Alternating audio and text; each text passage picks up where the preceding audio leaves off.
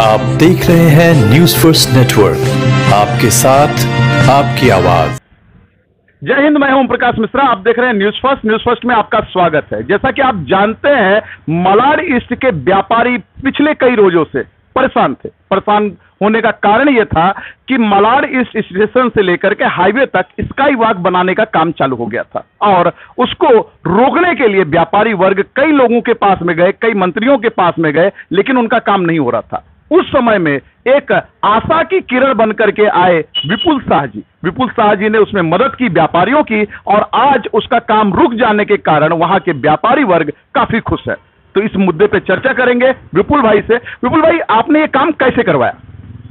Sir, मेरा काम, मैं बहुत छोटा इंसान हूँ, इतना बड़ा काम मैं कर नहीं सकता हूँ। हमारे मंत्री साहब असलम शेख जी के पास जाने के बाद में ये काम हुआ है और ये काम का पूरा श्रेय आदित्य ठाकरे जी और असलम शेख जी को है।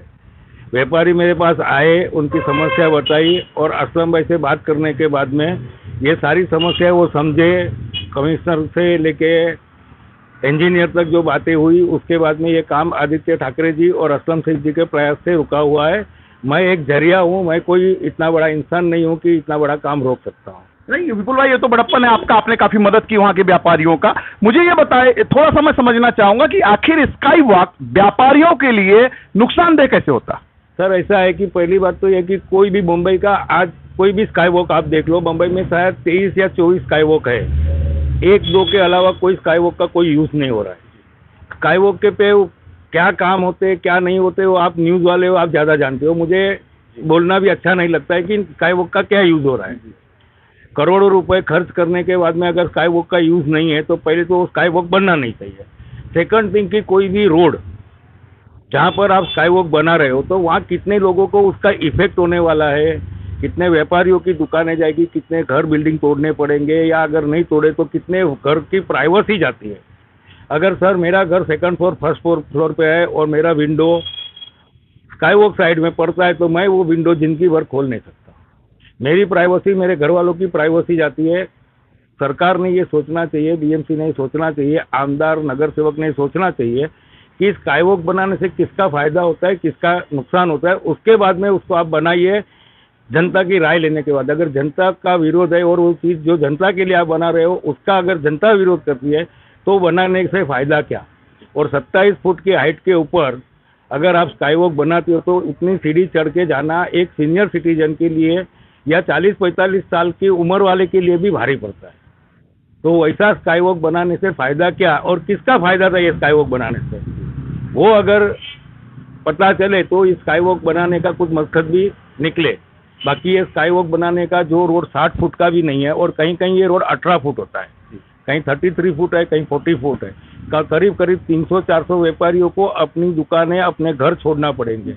आप उनको कहीं पे भी भेजोगे तो वहाँ पे उसका बिजनेस चलेगा नहीं चलेगा। रेसिडेंस वाले को आप कहीं और भेजोगे, उसका सोशल लाइफ मलाड ईस्ट में है, जहाँ रहता है वहाँ पर है। और आप अगर उनको अप्पापाड़ा भेजोगे या चेंबूर भेजोगे तो उसकी सोशल लाइफ, बच्चों की लाइफ, पढ़ाई वगैरह सब खत्म हो जाता है। तो जनता के लिए अगर आप कोई चीज़ बनाते हो तो उसके लिए जनता की राय पहले लेके ये काम करना चाहिए। साफ शब्दों में विपुल जी बोल रहे हैं कि यहाँ पर जनता की और व्यापारियों की राय लेना जरूरी था, क्योंकि इसमें जनता के पैसे लगने वाले हैं, किसी नेताओं और किसी विधायक का पैसा नहीं लगने वाला। विपुल भाई, एक बात और सामने आ रही है कि 36 जो बीएमसी वार्ड क्रमांक 36 है, वहाँ की जनता चाहती है कि आप वहाँ का प्रतिनिधित्व करें। उसके बारे में क्या कहते हैं? सर, मेरी पार्टी जो डिसाइड करेगी उसके ऊपर मैं निर्णय लूँगा। मैं मलाड वेस्ट में रहने वाला इंसान हूँ। मेरा मदर, मेरे फैमिली के मेंबर्स मलाड ईस्ट में रहते हैं। मेरी मदर की एज 78 है। जब मुझे पता चला कि ये स्काई वॉक बनने के बाद ये रोड पे एक रिक्शा चलना भी मुश्किल होगा, तो जो 50 साल 60 साल वाले बुजुर्ग चलते हैं, कभी उनको कोई रिक्शा ठोक के गया तो क्या होगा, ये सब सोच के मैंने ये काम किया है। मैंने ये काम इलेक्शन को सोच के नहीं किया है।